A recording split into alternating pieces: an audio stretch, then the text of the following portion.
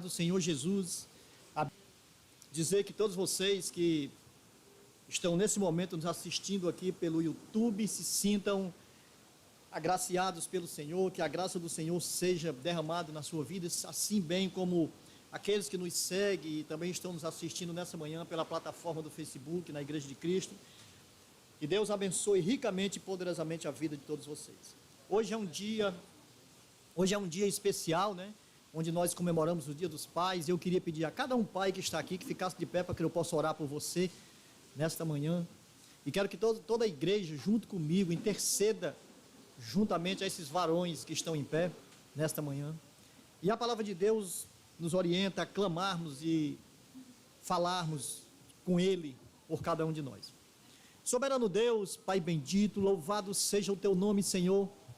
Nessa manhã em que hora estamos aqui, Senhor, reunidos em Teu nome, com esse culto esplêndido e maravilhoso, a qual o Senhor mesmo já havia preparado, desde a fundação de todos os tempos. Eu quero pedir, ó Deus, por cada pai que está aqui nesta manhã, por cada um desses homens, Senhor, que está aqui, que a Tua grande misericórdia, amor e bondade venha ser derramada na vida de cada um deles, que eles, ó Deus, possam continuar fazendo aquilo que agrada ao Senhor, e aqueles que ainda não estão na Sua presença, recebam, Senhor, a misericórdia do Senhor, e que suas vidas possam ser entregues nas Tuas mãos, como o Senhor fez a todos nós. Ó Pai, em nome de Jesus, muito obrigado, e que esse dia possa ser um dia cheio de graça, cheio de maravilhas e cheio da Sua presença. Nele, no Teu Filho, eu te agradeço hoje e sempre. Amém. Podem sentar.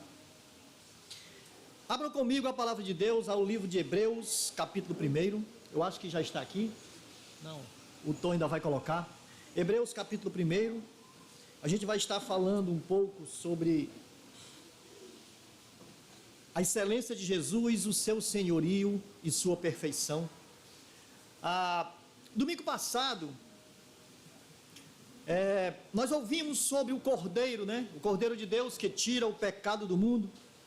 Vimos que ele foi tipificado no Antigo Testamento, que ele tira o pecado do mundo. Foi mostrado em Êxodo, em Gênesis, foi mostrado em Apocalipse, em muitos textos. Aliás, a Bíblia toda, ela fala de Jesus. E Deus nos revelou através da sua palavra que Jesus, sendo o Cordeiro de Deus que tira o pecado do mundo, ele é exclusivamente unigênito, primogênito de todas as coisas. Esse é Jesus. Ele é o único capaz de salvar, ele é o único capaz de dar ao homem esperança de vida eterna, esperança de sobrevivência, porque na realidade ele é digno de todas as coisas, somente ele é digno. Jesus, ele é o nome que está acima de todo nome. Não há nenhum nome sobre o nome de Jesus. E vendo isso, estudando sobre isso, eu quero meditar nessa manhã com todos vocês sobre a excelência da sua majestade e sobre o seu senhorio. Porque Jesus é digno, sim, de todas essas coisas. Amém? Amém. Vamos ler o texto. Peço que você acompanhe comigo. Hebreus capítulo 1, a partir do verso 1, diz assim a palavra de Deus: havendo Deus outrora falado de muitas vezes e de muitas maneiras aos pais pelos profetas, nesses últimos dias nos falou pelo Filho, a quem constituiu o herdeiro de todas as coisas, pelo qual também fez o universo. Ele que é o resplendor da glória e a expressão exata do seu ser, sustentando todas as coisas pela palavra do seu poder, depois de ter feito purificação dos pecados, assentou-se à direita da majestade nas alturas, tendo se tornado tão superior aos anjos, quanto herdou o mais excelente nome do que eles. Pois qual dos anjos disse jamais: tu és meu filho, e hoje te gerei? E outra vez, eu lhe serei pai, e ele me serás filho? E novamente, ao introduzir o primogênito no mundo, diz: e todos os anjos de Deus o adorem. Ainda quanto aos anjos diz: aquele que a seu anjo fez ventos e a seus ministros labaredas de fogo. Mas acerca do Filho: o teu trono, ó Deus, é para todo sempre. Cetro de equidade é o cetro do seu reino. Amastes a justiça e odiastes a iniquidade. Por isso Deus, o teu Deus, te ungiu como óleo da alegria, como a nenhum dos teus companheiros. Ainda no princípio, Senhor, lançastes os fundamentos da terra, e os céus são obras das tuas mãos. Eles perecerão, tu, porém, permaneces. Sim, todos eles envelhecerão, qual vestes. Também qual manto os enrolarás, e como vestes serão igualmente mudados. Tu, porém, és o mesmo, e os teus anjos jamais terão fim. Os teus anos jamais terão fim. Ora, qual dos anjos jamais disse: assenta-te à minha direita, até que eu ponha os teus inimigos por estradas dos teus pés? Não são todos eles espíritos ministradores, enviados para o serviço a favor dos que hão de herdar a salvação? Aleluia, glória a Deus. A carta aos Hebreus, ela é uma carta significativa, que tem suas características próprias. É muito interessante. Ela não fala quem é, vamos dizer, o seu autor. Ela não diz quem escreveu. O remetente não aparece aqui. Mas lendo e estudando e vendo toda a desenvoltura e desenrolar dessa carta, nós bem poderíamos dizer que ela poderia ser chamada de o quinto evangelho. Porque na realidade, os 4 evangelhos, eles falam e tratam da vida de Jesus terrena, da vida de Jesus aqui na terra. Mas Hebreus, ele retrata o ministério celestial, celeste de Jesus. Ele dá essa ênfase, ele dá essa conotação. Os 4 evangelhos de Cristo, eles retratam o que Jesus fez na terra. Mas Hebreus, ele retrata o que Jesus continua fazendo na eternidade, nos céus. E uma das coisas primordiais é que Jesus cuida de cada um de nós a seu tempo. Ele derrama da sua graça misericordiosa em nossas vidas todos os dias. Hebreus é o livro que mais faz citações do Antigo Testamento. Em tese, Hebreus ele foi escrito para os judeus que haviam crido em Jesus, que haviam abandonado o judaísmo. Então, ela é muito direta quando ela fala de todo o senhorio de Jesus. Mas veja bem, no primeiro século se desencadeou uma perseguição ferrenha contra a igreja. Então, alguns judeus estavam retrocedendo, tentando se livrar da perseguição e querendo voltar para o judaísmo. Então, Hebreus é uma carta escrita para eles, mostrando que aquelas pessoas a qual essa carta foi escrita, depois de terem aceitado Jesus como Senhor e Salvador e voltassem à velha lei, voltassem ao judaísmo, era caminho de morte, era apostasia. Em tese, esse livro vem mostrar para todos nós que Jesus é superior, melhor e mais perfeito do que todos que nós possamos imaginar. Ele é superior aos profetas e ele é superior aos anjos. Jesus, ele é superior a Moisés, a Arão, Jesus é superior a Josué. Porque veja que o sacrifício que Jesus fez foi de uma excelência incomum. Foi melhor do que o sacrifício judaico, onde o povo pecava, matava animais, e voltava a pecar de novo, e matava animais, mas o de Jesus foi um sacrifício único, primeiro e verdadeiro, e parou nele, porque foi a sua própria vida dada em resgate pela vida de muitos. A aliança que Jesus fez no seu sangue foi muito melhor do que a aliança da velha lei. Então, Hebreus, ele vem nos retratando tudo isso. O sacerdócio de Jesus, que é da linhagem de Melquisedeque, ele é muito melhor e muito mais superior do que a ordem araônica, do que a ordem levítica. Todo o livro vai nos falar sobre isso. Se tivéssemos que descrever esse livro numa frase, poderia ser: Jesus, a pura perfeição. Amém? Porque Jesus é puro. Porque Jesus é perfeito. E aqui nesse texto que nós lemos, mostra de maneira particular que Jesus é melhor sim. do que tudo que nós possamos imaginar nessa vida. Jesus é melhor. E, voltando aqui o texto começa de uma forma maravilhosa, porque o texto começa dizendo que Deus existe e se revelou. Deus existe e se revelou. Começa dando início, partindo do pressuposto de que Deus existe. E Deus existe de verdade na sua essência. E o livro aqui, ele não precisa defender a existência de Deus, não. Ele não precisa, porque Deus é real e Ele mesmo se revelou, Ele quis se revelar. Deus quis se mostrar. Porque do contrário, nós não conheceríamos Deus. Amém? Se Deus não quisesse que nós o conhecêssemos, nós não o conheceríamos. Deus se revelou na criação. Deus se revelou na nossa consciência e se revela. Deus se revelou nas Sagradas Escrituras. Deus se revelou no seu Filho, como diz aqui no texto. E Ele se revela cada dia, cada dia. O conhecimento de Deus não foi por pesquisas humanas, não. Foi porque Deus quis que nós o conhecêssemos. A própria revelação dele foi porque ele quis. Então o versículo 1 começa dizendo assim: havendo Deus outrora falado de muitas maneiras aos pais pelos profetas, nesses últimos dias nos falou pelo Filho, a quem constituiu herdeiro de todas as coisas. Veja aqui algo interessante. Quem fala aqui? Deus. É Deus falando. É Deus dizendo. E quando Deus fala, outrora, Ele falou outrora. Ele falou outrora. Quantas vezes? De muitas vezes. De muitas vezes. Como? De muitas maneiras. E nós podemos ver isso ao ler a palavra de Deus. A quem Ele fala? Aos pais. Por quem? Pelos profetas.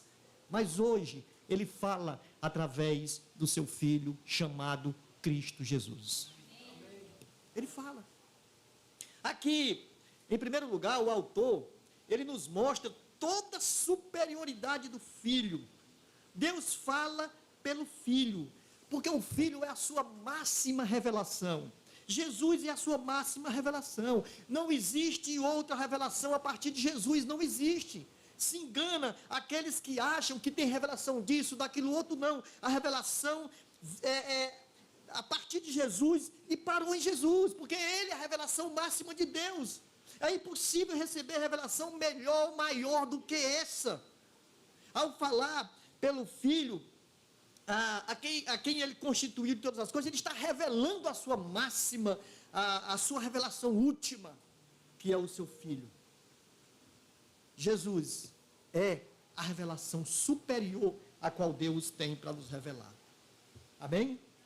A revelação anterior dos profetas aos pais, né? Foi apenas um pano de fundo para que nós pudéssemos entender a última revelação de Deus, que é o Filho.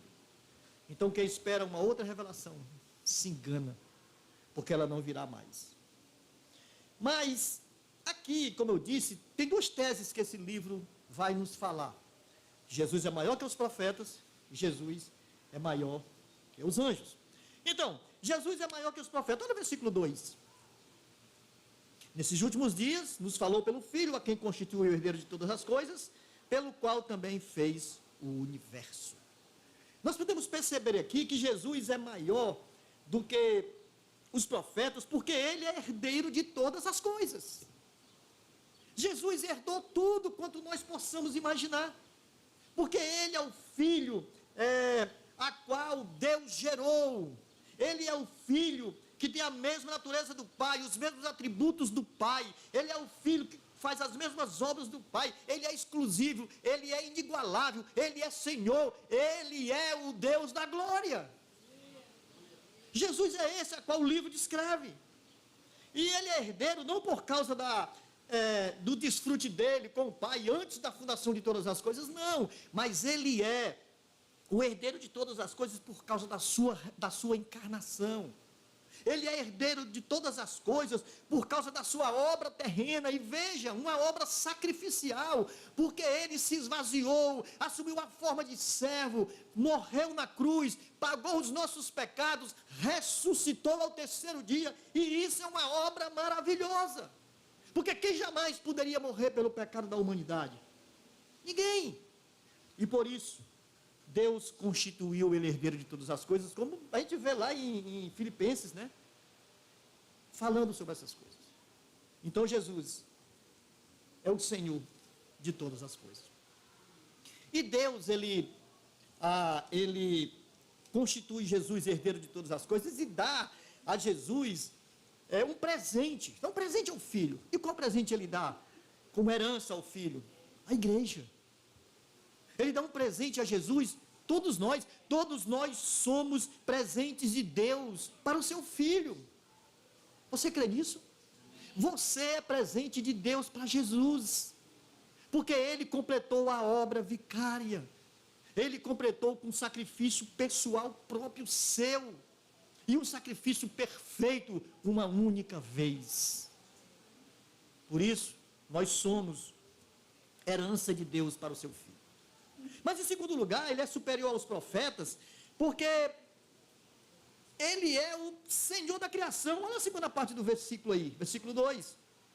Constituir herdeiro de todas as coisas, pelo qual também fez o universo. Pelo qual fez o universo. Em João capítulo 1, versículo 3, diz que todas as coisas foram feitas por ele, e sem ele, nada do que foi feito se fez. Ele criou tudo, tanto as coisas visíveis como as invisíveis. Observe, quando nós olhamos essa imensidão do universo a qual nós conhecemos, né? E muitos de nós também já estudamos sobre isso, né? Ele fez o universo com bilhões de galáxias, ele fez o universo com mundos estelares magníficos, coisas que às vezes ficam distantes aos nossos olhos, coisa que fica difícil de se explicar, muitas vezes incompreensível para nós. Todo o cosmos, na sua complexidade, ele fez. Mais de 93 bilhões de anos-luz de diâmetro. Ele fez e sustenta tudo pelo poder da sua palavra. Porque Jesus não só fez, Jesus sustenta. Jesus não só fez, Jesus comanda. Por isso, ele é o Senhor da criação. Por isso, ele é maior do que os profetas. Jesus é maior do que os profetas porque ele é a exatidão de Deus. Olha aí o versículo 3. Ele é o resplendor da glória de Deus, a expressão exata do seu ser. Olha que coisa maravilhosa, olha que coisa linda, ele é a expressão exata do ser de Deus, porque ele é Deus. Os profetas traziam mensagens de Deus ao povo, e muitas vezes ele enfatizava os atributos de Deus, mas em partes, como por exemplo, Isaías, ele enfatizou a santidade de Deus. Quando nós lemos e observamos, nós vemos Amós enfatizando a justiça de Deus. Oséias enfatizou a misericórdia de Deus. Mas Jesus, ele veio não para enfatizar um ou outro atributo de Deus, ele veio para revelar todos os atributos de Deus, porque Jesus é o próprio Deus. Glória a Deus, aleluia. Jesus é o próprio Deus. Ele é a exatidão do ser de Deus. Nele habitou toda a plenitude da divindade. Jesus é esse, a qual nós servimos, a qual nós adoramos, a qual aqui o autor de Hebreus retrata e descreve de uma magnitude tremenda e superior. Você quer conhecer Deus? Olha para Jesus. Olha para Jesus. Você quer saber o quão poderoso é Deus? Olha para Jesus. Você quer saber o quão misericordioso Deus é? Olha para Jesus. Você quer saber o tamanho do amor de Deus? Olha para Jesus, olha para Jesus. Você quer ser salvo? Olha para Jesus. Aleluia. Olha para Jesus. Porque ele é a exatidão do ser de Deus. Lembra de domingo passado? Ele é o Cordeiro que tira o pecado do mundo. Quem poderia tirar o pecado do mundo se não fosse alguém como Jesus? Se não fosse alguém como o Senhor, se não fosse alguém como Deus? Ele é superior aos profetas, em quarto lugar, porque ele sustenta todas as coisas pelo poder da sua palavra. Só uma palavra de Jesus Só a palavra de Jesus e todas as coisas são sustentadas. Isso é fantástico. Isso é sublime.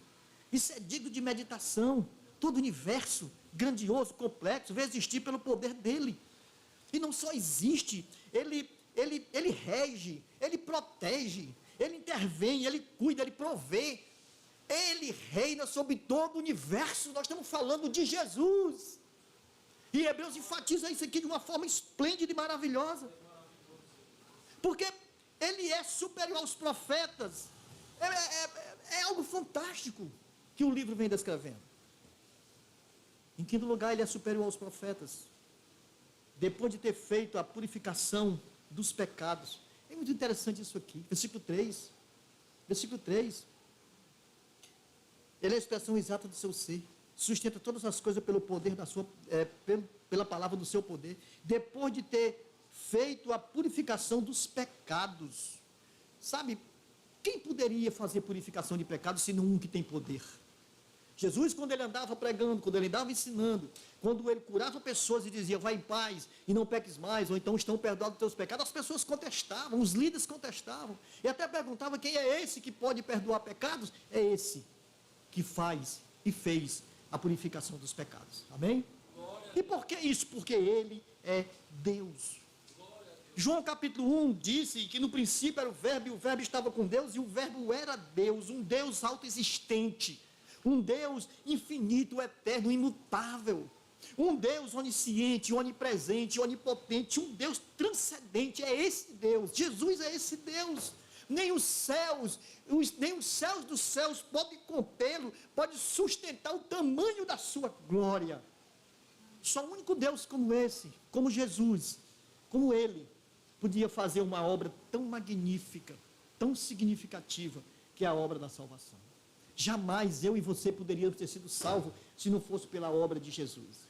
Ele se esvaziou, ele encarnou, sendo puro, tornou-se impuro, tornou-se imperfeito por causa dos nossos pecados, sendo bendito, foi considerado maldito, morreu numa morte de cruz, derramou o seu sangue, e Deus lançou o pecado de toda a humanidade sobre ele. Quem poderia suportar tudo isso se não fosse alguém exclusivo, alguém sublime? Ele é maior do que os profetas. Os profetas apontavam para a expiação, os profetas apontavam para o perdão, os profetas apontavam para a redenção, mas Jesus, o Filho, realizou a obra da redenção, ou seja, os profetas já apontavam para ele, já falavam dele, já davam direção sobre ele, e ele chega, e ele faz, e ele completa, porque ele é superior aos profetas. Jesus é superior aos profetas. Aí versículos, em sexto lugar, o autor aqui vai completar, versículo 3, quando ele diz, e assentou-se à direita da majestade nas alturas. Ele completa, assentou-se à direita da majestade das alturas. Jesus é exaltado, Jesus é glorificado, Jesus foi colocado numa posição inigualável, Jesus foi colocado numa posição que está acima de todos e tudo, não há posição acima dele, ele está sobre tudo e sobre todos. Jesus é esse ser que nós devemos render a ele toda a honra, toda a glória, todo louvor, toda exaltação. É aquele que nós devemos derramar nossas vidas diante dele, é aquele que nós devemos pedir todos os dias, cuida de nós, nos ajuda, nos encaminha, nos faz prosseguir, prosseguir, prosseguir. Porque ele é quem tem esse poder, ele retém nas suas mãos as rédeas da vida, ele nos sustenta, ele faz tudo quanto nós necessitamos na nossa caminhada. Inclusive você que ainda não aceitou Jesus, ele cuida no seu tempo de você. E nós precisamos compreender isso, nós precisamos glorificar e agradecer a ele por isso. É momento de reflexão, é momento de pensar, é momento de ver o quão grandioso é esse Jesus. Ele foi exaltado sobremaneira e está à direita de Deus Pai. Louvado seja o nome do Senhor. Mas o livro de Hebreus, ele não para só nessa tese de que Jesus é superior aos profetas. Ele continua, na segunda tese ele vai dizer que Jesus é superior aos anjos. E isso é maravilhoso. É maravilhoso. Por que Jesus é superior aos anjos? Porque ele recebeu um nome que está acima de todo nome. Olha aí o versículo 4. Tendo se tornado tão superior aos anjos, quanto herdou o mais excelente nome do que eles. Não existe um nome maior do que o nome de Jesus, não existe. Não existe. Porque Deus o exaltou sobremaneira. É interessante que o texto vai falar de que a quem Deus falou que seria seu filho. Aliás, a gente vai ver isso a partir do versículo 5. A bem ninguém, só a Jesus. A qual dos anjos ele disse: jamais tu és meu filho e hoje te gerei? A nenhum. A nenhum. Ele só disse a Jesus. Ele herdou o nome mais superior do que o dos anjos, o nome que está acima de todos, o nome que está acima dos querubins, dos serafins, dos arcanjos, o nome de Jesus. Ele recebeu o nome, a qual é sobre tudo e sobre todos. E que nome é esse? Filho de Deus. Filho de Deus. Filho com letra maiúscula. É Jesus. Ele é superior aos anjos. Ele tem a mesma natureza do Pai, os mesmos atributos do Pai. Você olha para Jesus, você olha para Deus, porque eles são a mesma pessoa. Ele é superior aos anjos, porque ele foi introduzido como unigênito do Pai. Olha aí o versículo 6. Aliás, o versículo 5.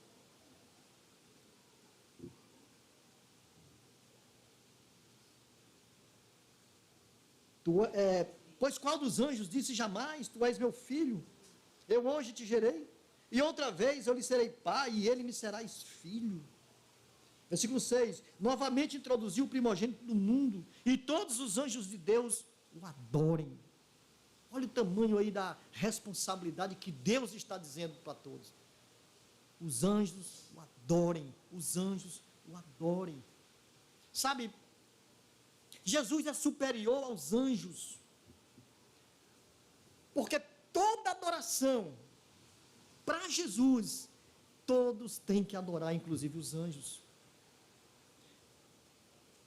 Sabe, irmãos, muitas vezes nós nos esquivamos e esquecemos dessa adoração, porque Ele é digno dessa adoração.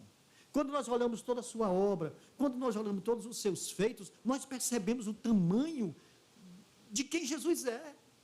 Nós nos esquecemos de quem Ele é. Muitas vezes nós fazemos isso. Jesus, Ele é superior aos anjos, porque Ele tem uma dignidade perfeita. A dignidade de Jesus é perfeita. Jesus, ao entrar no mundo, Ele entrou como unigênito de Deus, ou seja, Deus introduziu Ele como unigênito seu. João 3,16 vai realmente retratar isso, porque Deus amou o mundo de tal maneira que deu seu Filho unigênito, para que todo aquele que nele creia não pereça, mas tenha vida eterna. Ele fez a purificação dos pecados, Ele nos resgatou, Ele nos perdoou, Ele nos salvou, Ele nos redimiu, e agora nós somos filhos de Deus. Por causa de Jesus, nós somos co-herdeiros em Cristo Jesus. E tudo isso por causa da obra maravilhosa dele. Ele é superior aos anjos. É isso.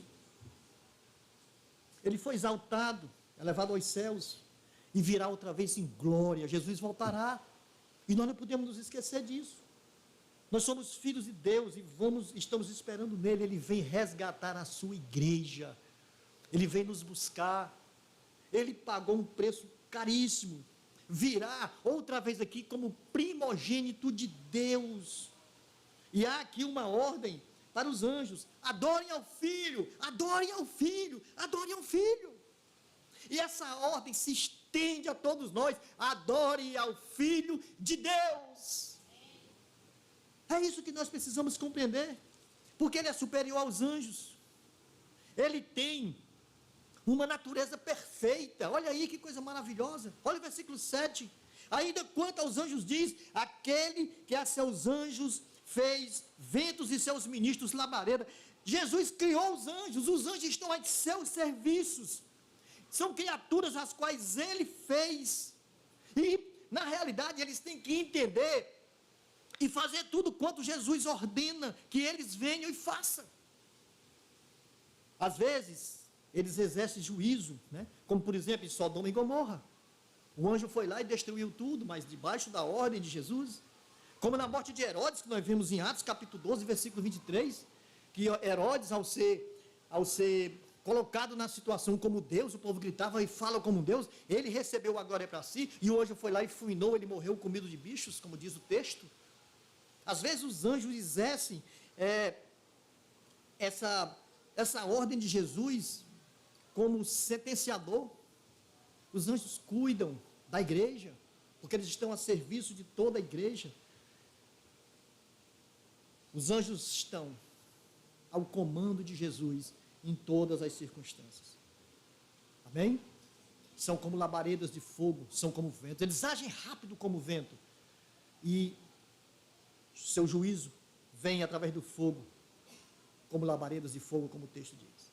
Então Jesus, ele é superior aos anjos, porque ele tem uma posição perfeita e completa. Olha o versículo 8. Mas acerca do Filho, o teu trono, ó Deus, é para todo sempre. Cetro de equidade é o cetro do seu reino. Uma coisa interessante aqui nessa passagem, é muito magnífico isso aqui. Porque muitos aí, existem denominações que não aceitam Jesus como sendo Deus, como sendo Filho de Deus. Então veja o que é que o Pai está dizendo. O Pai está se dirigindo ao Filho. Ele diz: o teu trono, ó Deus. Aqui é Deus falando. E Deus não está falando dele próprio. Ele está falando do Filho.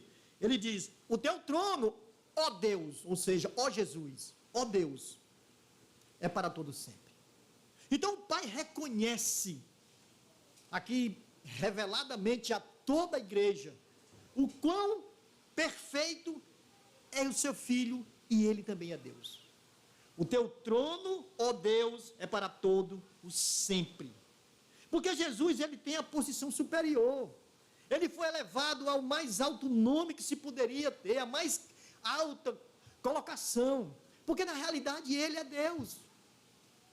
Onde estão os reinos do mundo quando nós olhamos no contexto de toda a história? Quando nós lemos a história, quando nós passamos por tudo que nós já vimos, a gente observa: onde está o Egito? Onde está a Síria, que eram reinos grandes? Onde está a Babilônia, o Império Medo-Persa? O grego macedônio, o romano? Onde estão esses impérios?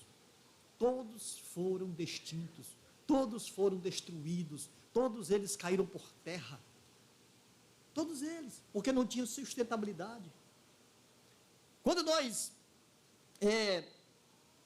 falamos de religiosos, de pessoas que tiveram à frente de sei lá, grupos religiosos, como Mahatma Gandhi, como muitos outros aí, né?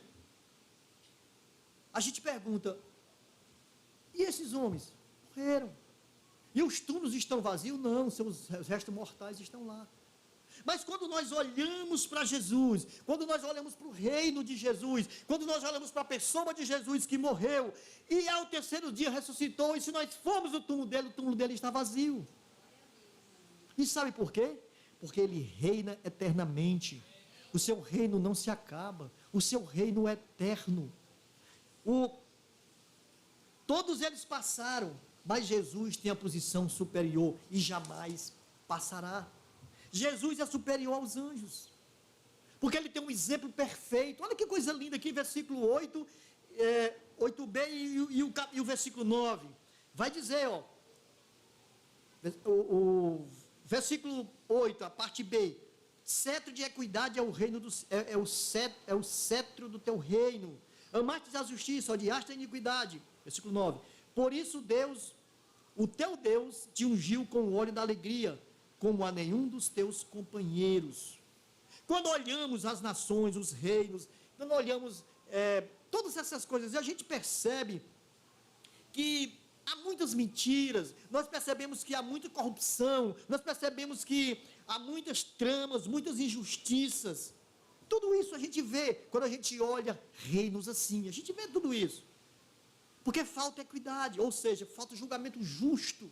Mas em Jesus tem julgamento justo, porque ele é reto, ele é íntegro. Jesus é perfeito. Jesus é perfeito. O trono do Filho não é somente eterno, o trono dele é um trono de equidade. Não tem mácula, não tem mancha, não tem pecado. O trono dele não tem desvio, não tem falcatrua, não tem corrupção, não tem violência, não tem injustiça, nada disso tem no reino dele. Esse é o trono de Jesus, límpido, claro, sem ruga, absolutamente justo. É um trono, é um reino perfeito. E por isso Deus ungiu com o óleo da alegria. Olha que coisa maravilhosa. O reino é todo alegria, e uma alegria constante. Então, se você tem Jesus no seu coração, você está nesse reino. Se Jesus está no seu coração, você tem todo motivo para ser alegre, para ser feliz, porque o óleo da alegria de Deus é derramado sobre você. Aleluia. E é isso, irmãos, é isso. Jesus recebeu de Deus esse reino maravilhoso, porque ele fez esse reino assim. Jesus é superior aos anjos, porque sua obra é perfeita. Olha o versículo 10 e versículo 12. Ainda, no princípio o Senhor lançaste os fundamentos da terra, os céus são obra das tuas mãos. Eles perecerão, tu porém permanece. Sim, todos eles envelhecerão qual vestes. Também qual manto os enrolarás, e com vestes serão igualmente mudados. Tu porém és o mesmo, e os teus anos jamais terão fim. Aqui o autor de Hebreus está dizendo que as obras da criação vão envelhecer. Todas as coisas envelhecerão.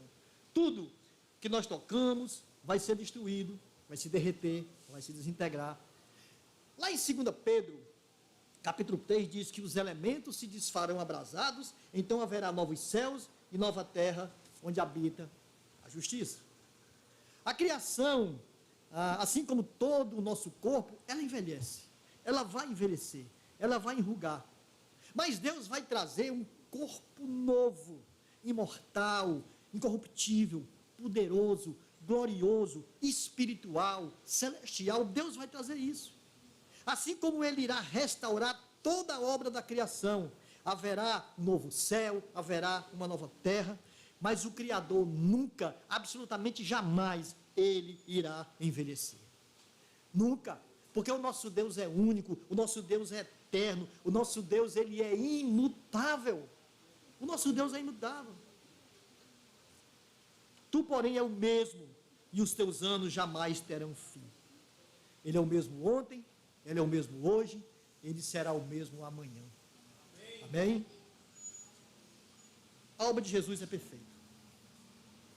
E ele é maior que os anjos, porque ele tem um destino eterno. Jesus tem um destino eterno.